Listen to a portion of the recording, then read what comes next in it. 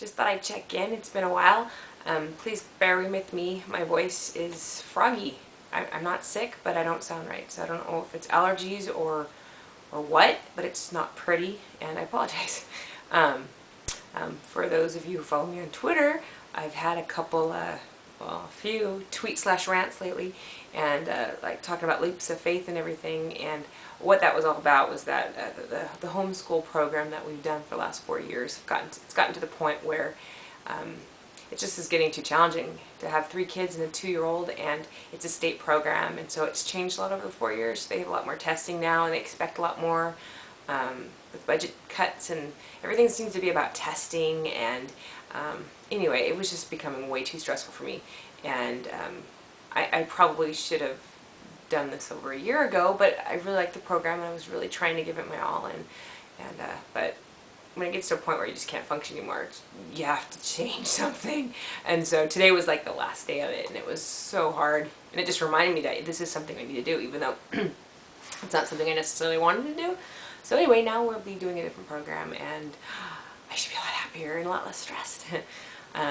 Also, I have 2 fantastic critique partners, and one of them is a little frustrated with me because she keeps saying, you need to go to a different book, you need to write something different, I need to practice something different, and I couldn't agree with her more. I'm very new to this. I wrote 1 book or novel, and I don't have a lot of practice. I need to be practicing, but it's hard because the story's in my head. The story wants to be finished. I have about, what, 40,000 words to cut, and to think about another story is really hard because I focus on one thing, I get like obsessive about it, and I keep working on it until I'm done. And so to have to divide that attention, or to forget an unfinished something and go to something else, it's really hard to let go. I'm trying. I completely agree with her.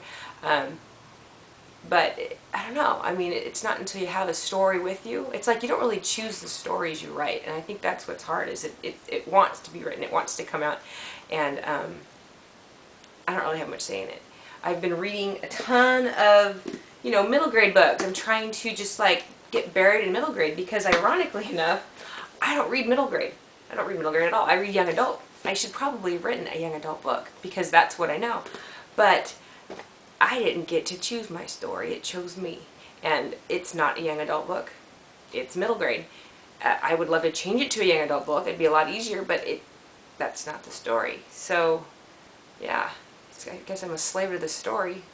I didn't really know that's what it would entail when I signed up. Actually, I didn't sign up. It just kind of hit me. It's kind of weird. It's kind of weird how the whole thing came out. I like to read. I never really liked to write until I started writing, and then now it's like all I can think about.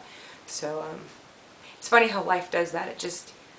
You can have a plan, you can have an excellent plan, you could be executing that plan perfectly, and suddenly life just kind of decides to change route without your knowledge. And suddenly you're in a different direction, in unforeign territory, and suddenly you have to figure out where you're going. And yeah, I'm going off on a tangent there. But anyway, it's been really interesting trying to control what I write about, and I really can't. So I don't know if that makes me crazy, or if that makes me a writer, or what that makes me, but that's just what it is, and I thought I would share.